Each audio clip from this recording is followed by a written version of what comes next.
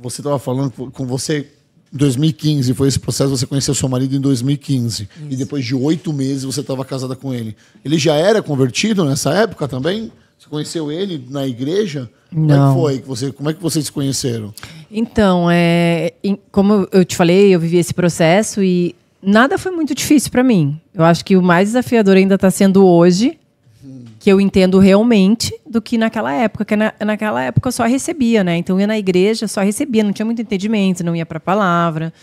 Então, assim, foi um processo mesmo. Quando eu conheci o Galego, eu já tinha entendido que eu precisava me alimentar da palavra toda semana. Então eu não deixava de ir à igreja nem por um momento, não deixava de me encontrar com o pastor, com a missionária, mas eu não tinha ainda tido entendimento das coisas do mundo que de fato eu precisava largar. Por exemplo, santidade, essas coisas. Eu já tinha parado de beber, eu já não tinha mais vontade de sair, mas eu não tinha entendimento disso.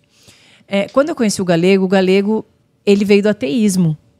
Então o Galego era ateu. E aí ele participava do grupo do Mahamudra. Você sabe o Mahamudra, que era do Parque Ibirapuera? Sei. Eu conheci ele lá. Então, nessa época do Mahamudra, ele já começou a ter um entendimento um pouquinho diferente. Porque, para eles, existia algo poderoso na natureza. O grupo pregava isso. Então, eles agradeciam, cada um falava uma palavra significativa, união, família, fé, sei lá. Então, ele já tinha começado a viver algo diferente. Quando ele me conheceu, eu não saberia pregar para ele. Então, eu não poderia chegar e falar assim, olha, Jesus é maravilhoso, Jesus é lindo. Mas eu olhava a vida dele e falava, nossa, esse cara é muito legal, apesar da vida que ele leva, porque ele ainda morava com os pais, ele tinha 2 filhas de casamentos diferentes, que hoje uma filha tem 20, a outra tem 17, na época tinha 12 e 8.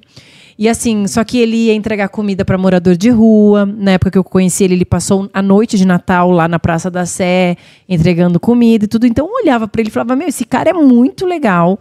Ele falava sempre no final das aulas dele, ele pregava uma mensagem, mas não bíblica, mas era uma mensagem muito legal. Eu falava, eu preciso mostrar para esse cara aquilo que tem sido revelado a mim. Só que eu não conseguia pregar. Mas, assim, não sei, Rodolfo, eu não posso falar assim, que isso é a coisa correta para as pessoas fazerem, porque hoje eu não recomendo isso para ninguém, sabe? Ele se converteu e hoje nós temos uma vida de propósito, mas tem pessoas que você vai conhecer do mundo que você pensa, eu vou converter essa pessoa, e não somos nós que convertemos ninguém.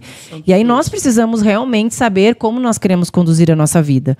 Quando eu conheci o Galego, então, ele não queria casar, nada, e eu falei, eu tenho um propósito na sua vida. Só que eu não tinha interesse nenhum nele, assim, nós éramos amigos mesmo, mas o meu propósito eu preciso levar mostrar para esse cara que existe um Deus soberano que pode mudar a história dele, ele tem que sair da casa dos pais, ele tem que ter uma casa para levar os filhos final de semana, ele tem que ser um homem, um pai. Isso tudo passava pela minha cabeça, porque eu tive um lar muito forte de pai e mãe. E aí daí a gente ficou junto, tipo, numa terça-feira, e no domingo eu falei, eu vou pra igreja. E assim, eu era muito convicta do que eu queria. Então eu não fiquei tipo assim, será que eu vou, será que eu não vou? Eu falei, domingo eu acordo cedinho, 7 horas da manhã eu vou pra igreja.